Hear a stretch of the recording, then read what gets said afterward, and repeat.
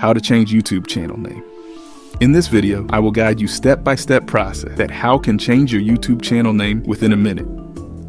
Whether you are using mobile, all the process is same. You can open your channel in mobile Chrome. Just make sure to watch till the end. First of all, open up your Chrome browser and type youtube.com in the search bar and press enter. Then tap on this profile and click on YouTube Studio.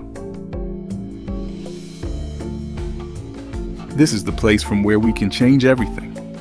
As here you can see my current channel name is Demo Account 1. To change your channel name, tap here on Customization, then tap on Basic Info.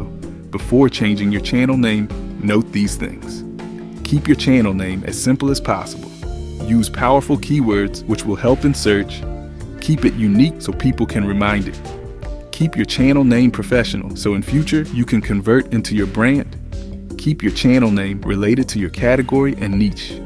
Here type your channel name, then type your channel username. These both are important. Once everything done, tap on Publish, and your YouTube channel name will be changed. Simply refresh it, and here you can see the results. That's it, guys. If you found this video helpful, make sure to leave a like and subscribe to our channel. Thanks for watching.